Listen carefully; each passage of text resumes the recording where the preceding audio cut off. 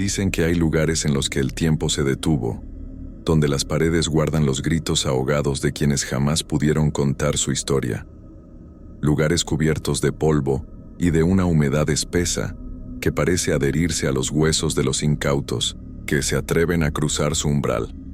Años atrás, en la parte más alejada de un viejo bosque sin nombre, existía un orfanato. No estaba marcado en los mapas, y los lugareños evitaban hablar de él. Aquel edificio de ladrillos agrietados y ventanas rotas era conocido por los más antiguos del pueblo como el orfanato de los olvidados. Hoy os voy a contar 2 historias de miedo. Prepárate para escuchar. Historia 1. La leyenda contaba que decenas de niños fueron abandonados allí, dejados a merced de una mujer cruel que dirigía el lugar. Nadie recordaba su rostro, pero las descripciones coincidían en unos ojos pálidos, como la leche, y una sonrisa tan amplia que parecía rasgarle el rostro. Cuando el gobierno cerró oficialmente el orfanato, nadie vino a buscar a los niños. Desaparecieron como si nunca hubieran existido. Algunas familias decían que sus hijos se habían desvanecido en la niebla, y otros aseguraban escuchar voces infantiles pidiendo ayuda desde lo profundo del bosque, pero nadie se atrevía a buscar. Años después, un hombre de nombre Julián, obsesionado con leyendas urbanas, decidió aventurarse en busca del orfanato perdido. Era un aficionado al terror, un coleccionista de historias malditas y objetos impregnados de desgracia. Durante meses recopiló testimonios fragmentados de ancianos reacios, leyó recortes de periódicos olvidados en bibliotecas polvorientas y siguió rastros de rumores apagados. Lo que descubrió alimentó su fascinación. Extrañas desapariciones, dibujos infantiles encontrados en el lodo, pequeñas huellas que llevaban a ninguna parte y cartas escritas con una caligrafía temblorosa, hablando de la señora de las uñas negras. Una tarde gris, armado solo con una linterna, su cámara y una grabadora de voz, Julián se adentró en el bosque. Los árboles parecían cerrarse a su paso, y el viento arrastraba un canto tenue, como una canción de cuna distorsionada. Tardó más de 2 horas en encontrar los restos del edificio. Allí estaba, semioculto bajo la maleza, con su fachada vencida y los vitrales cubiertos de una suciedad añeja. La puerta colgaba de una bisagra oxidada, y una pálida niebla se filtraba desde el interior. Julián encendió su grabadora y comenzó a documentar todo. Sus palabras reverberaban en el aire pesado. Cada paso que daba sobre el suelo de madera, carcomida, parecía despertar ecos antiguos, y en las paredes se conservaban retratos desvaídos de niños con rostros inexpresivos. Algunos parecían haber sido rasgados por uñas desesperadas. Los nombres debajo de las fotografías estaban ilegibles, devorados por el tiempo. Al llegar al salón principal sintió un frío antinatural que le recorrió la espalda. Allí, en el centro, había una cuna destrozada y alrededor, decenas de pequeñas sillas de madera, como si una clase hubiera sido abandonada de golpe. En la pizarra, escrita con tiza seca, se leía: «Los que se van no regresan, los que se quedan no recuerdan». Fue entonces cuando, en el silencio total, Julián escuchó una risa infantil que no provenía de ninguna parte. No era alegre, sino rota, como una risa imitada.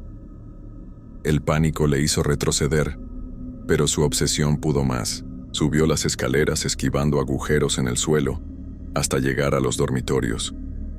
Allí, las camas oxidadas yacían cubiertas de sábanas raídas y muñecas sin ojos. Algunas paredes estaban cubiertas de dibujos, hechos con carbón, y algo que prefería no identificar. En todos ellos se repetía la figura de una mujer alta, de cabello largo y manos huesudas, que acechaba a niños diminutos que lloraban. Mientras documentaba con su cámara, el objetivo captó algo que el ojo humano no percibió de inmediato. Al revisar la pantalla, Julián notó, al fondo del pasillo, una figura que asomaba su cabeza pálida desde una habitación. No era un reflejo ni un efecto de la luz. Era un rostro sin párpados, con los ojos abiertos en una expresión eterna, de sufrimiento. Antes de que pudiera reaccionar, las puertas comenzaron a cerrarse solas. La grabadora emitió un chirrido y las voces infantiles inundaron la estancia. «Juega con nosotros, no te vayas», decían. Julián intentó salir, pero los pasillos parecían alargarse, volviéndose irreconocibles como si el edificio cambiara a voluntad. Bajó las escaleras a trompicones y, al llegar al vestíbulo, la puerta por la que había entrado había desaparecido, sustituida por un muro de ladrillos. El aire se volvió irrespirable y un aroma dulzón, como de flores marchitas y carne descompuesta, se apoderó de todo. Desde las sombras, decenas de pequeños ojos lo observaban. Eran niños, con piel grisácea, las bocas cosidas o deformadas, y los brazos cubiertos de cicatrices. Se acercaban sin emitir sonido, descalzos arrastrando cadenas invisibles, y entre ellos, la figura de la mujer de las uñas negras, más alta de lo que cualquier humano debería ser, con una piel translúcida que dejaba ver huesos y venas oscuras. Sus ojos eran dos pozos de un blanco sucio, y su boca una hendidura que parecía no terminar nunca. Julián no podía moverse. Sus piernas no respondían. Su garganta solo lograba emitir un hilo de voz. La mujer se inclinó sobre él, y un murmullo surgió de su boca. «Ahora te recordarán solo como otro más de los olvidados». Lo último que registró su cámara fue una mano cadavérica posándose sobre el lente. Días después, un grupo de excursionistas halló su automóvil abandonado a la entrada del bosque. Nadie encontró rastro de él, solo su cámara, colgada de una rama, reproduciendo una grabación sin fin de pasillos vacíos y, de vez en cuando, la risa de un niño. El orfanato sigue allí, oculto entre la niebla. Algunos afirman que, si uno se acerca lo suficiente, puede oír una canción de cuna y ver siluetas tras los ventanales rotos. Nadie regresa. Y los pocos que han intentado contar lo que vieron terminan perdiendo la razón, asegurando que los niños aún esperan, y que una mujer de uñas negras repite su sentencia. Los que se van no regresan, los que se quedan no recuerdan, ¿y tú? ¿Te atreverías a entrar? Y ahora vamos a la historia 2. Confieso que esta es aún más aterradora, suficiente para ponerme la piel de gallina. Nadie sabe con certeza cuándo se construyó aquel edificio, ni quién fue el primer niño que cruzó sus puertas. Está tan perdido entre las montañas y la neblina constante, que cualquiera podría pensar que es un lugar abandonado desde hace décadas. Sin embargo, quienes lo conocen, aunque sean pocos, aseguran que siempre hay luces encendidas en las ventanas superiores al caer la noche, y que a veces se escuchan voces diminutas, como susurros arrastrados por el viento. Era un orfanato, sí, pero no uno común. Aquel lugar jamás fue reconocido por ninguna autoridad. No figuraba en ningún registro ni aparecía en documentos oficiales. Era una de esas instituciones clandestinas donde se enviaban niños no deseados, hijos de madres que preferían no recordar su existencia, o criaturas marcadas desde su nacimiento por alguna deformidad, enfermedad mental o condición que la sociedad no quería aceptar. Y allí quedaban, confinados en habitaciones frías, alimentados apenas para sobrevivir, bajo la supervisión de un grupo de mujeres sin nombre, apodadas por los mismos niños como las sombras. Las sombras eran ancianas de rostros duros y manos huesudas, que jamás sonreían ni pronunciaban palabra alguna. Se comunicaban a través de miradas, chasquidos de lengua o el sonido metálico de las llaves colgando de sus cinturas. Sus figuras se deslizaban por los pasillos de piedra como fantasmas sin rostro, vigilando que los pequeños jamás hablaran entre ellos. Porque había una regla inquebrantable. En aquel orfanato no se permitía a los niños hablar. Nadie sabía por qué, pero quienes lo intentaban desaparecían.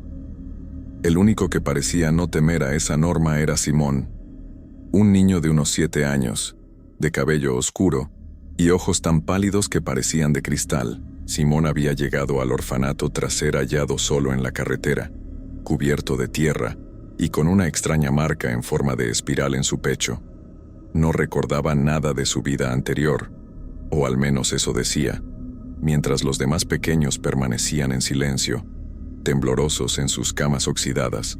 Él se arrastraba entre las sombras y susurraba nombres que nadie conocía. Una noche, Simón se acercó al lecho de Samuel, otro niño nuevo que aún no había aprendido las reglas. Le susurró al oído: «Si escuchas las voces, no respondas, a menos que quieras que te lleven». Samuel intentó preguntar qué significaba aquello, pero antes de emitir palabra, la puerta se abrió bruscamente y una de las sombras apareció. Nadie supo más de Samuel. Los días transcurrían como fragmentos, oscuros y repetitivos. La comida era una papilla gris que sabía a óxido. El agua salía de grifos herrumbrosos y el frío calaba los huesos incluso en verano. Pero lo peor era la noche. Cuando el último rayo de luz desaparecía, el silencio absoluto se rompía con murmullos que venían de los rincones, de las grietas de las paredes, de debajo de las camas, voces infantiles que llamaban por nombres desconocidos, que lloraban, que suplicaban o que reían. Al principio, los niños pensaban que eran imaginaciones producto del miedo, hasta que uno de ellos, Tomás, decidió averiguar qué pasaba. Se levantó de su cama cuando creyó que nadie miraba y siguió los susurros por los pasillos vacíos. Lo último que los demás vieron fue la silueta de Tomás cruzando la puerta del sótano. Nadie se atrevió a buscarlo. La mañana siguiente, su cama estaba vacía, pero sobre ella reposaba una muñeca de trapo con botones por ojos, y en su boca cosida, una nota. Uno menos que olvidar. Poco a poco, los niños entendieron que las voces pertenecían a aquellos que ya no estaban. Almas atrapadas en los muros, cuerpos escondidos en rincones imposibles. Decían que bajo las baldosas del suelo descansaban cientos de pequeños esqueletos, y que en el desván, detrás de un falso muro, se apilaban muñecos confeccionados con la ropa de los desaparecidos. Simón, sin embargo, parecía conocer el origen de todo. Una noche, llevó a los más valientes al cuarto de los retratos, una estancia prohibida donde colgaban decenas de fotografías en blanco y negro. Eran niños, todos con la misma expresión vacía, y detrás de ellos, siempre, la figura de una mujer joven, de cabello largo y rostro borroso. Simón explicó que esa mujer fue la primera directora del orfanato, y que jamás murió, sino que su alma quedó encerrada allí, alimentándose del miedo de los niños. Cada vez que alguien hablaba, ella lo escuchaba desde el otro lado, atravesando paredes y puertas, y lo reclamaba para sí. Era ella quien convertía a los niños en susurradores, condenándolos a vagar eternamente entre las sombras, esperando que alguien cometiera el error de responderles. Uno de los pequeños, un chico débil y asustadizo llamado Iván, no pudo más y rompió a llorar. Su llanto resonó en la sala y en segundos las luces titilaron. Las fotografías comenzaron a desprenderse de las paredes y un viento helado recorrió la estancia.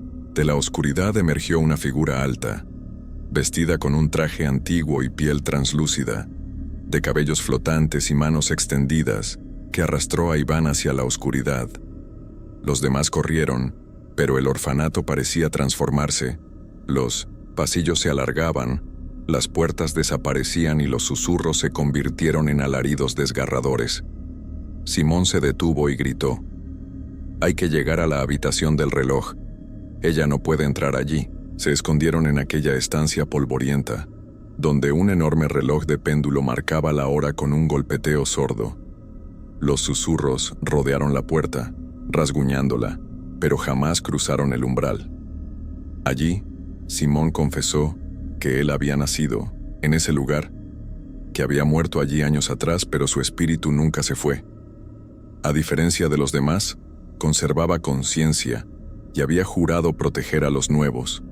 El reloj, dijo, era la única reliquia que podía mantenerla alejada, pues su mecanismo contenía las cenizas de la propia mujer, selladas en su interior. Si alguien destruía el reloj, el orfanato se perdería en la nada y las almas serían liberadas.